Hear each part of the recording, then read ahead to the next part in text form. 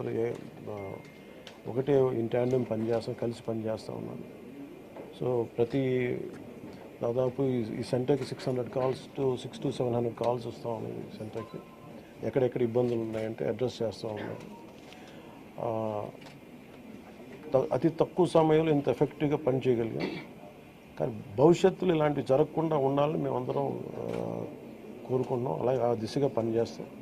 ఇది ఒక రోజుతో కాకుండా ఇది రాత్రంతా పాపం సిసోడియా గారు కానీ అందరు కానీ ప్రతి పంచాయతీరాజ్ కానీ అందరూ ఈ డిజాస్టర్ మేనేజ్ ప్రతి ఒక్కరి కాల్ సెంటర్స్లో ఉన్నవాళ్ళు మొత్తం అందరూ రాష్ట్ర యంత్రాంగం మొత్తం ఆల్మోస్ట్ ప్రతి ఒక చిన్నపాటి ఏరియా కూడా ఒక IAS ఆఫీసర్ని పెట్టి సహాయ కార్యక్రమాలని ముందుకు తీసుకెళ్తా ఉన్నాం. అలాగే సిసోడియా గారు కూడా ఆయన అహిర్నిస్లో లాస్ట్ ఒక 72 గంటలుగా ఆయనకి నిద్ర కూడా లేకుండా ఇక్కడే కూర్చొని మొత్తం అహిర్నిస్లు అందరూ అప్రమత్తంగా దీన్ని పర్యవేక్షిస్తూ ఉంది. ఇప్పుడు దీన్ని అనలైజ్ చేసి ఇప్పుడు ఎవరి తప్పు వీటన్నిటికంటే కూడా మేము అంటే మా ముందున్నది మేము ఎంత సహాయ కార్యక్రమాల్లో పాల్గొనగలం. అలాగే నేను ఈ సమావేశం తరఫున ప్రైవేట్ వ్యక్తులు కూడా మన పత్రికా ప్రకటన ద్వారా నేను మిమ్మల్ని అప్పీల్ చేశాను.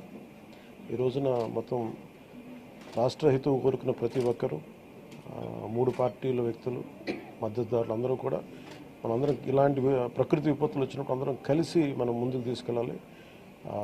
రాష్ట్ర ప్రభుత్వం నుంచి కొత్తగా ఏర్పడ్డ ప్రభుత్వం మనం ముందుకు తీసుకెళ్తా ఉన్నాం. అలాగే మీ వంతు సహాయం కూడా మీరు చేయమని కోరుకుంటా ఉన్నాను.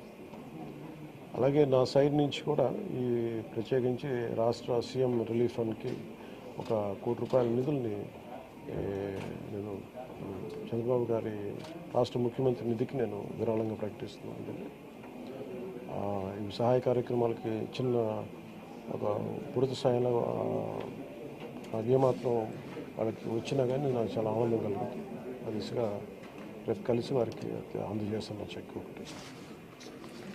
అలాగే ఈ పరిస్థితుల్లో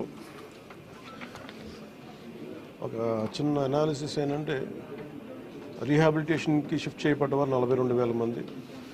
నిన్న మెసేజ్ కూడా పెట్టాను. RNRB రోడ్స్లో కూడా దాదాపు 1,808 కిలోమీటర్లు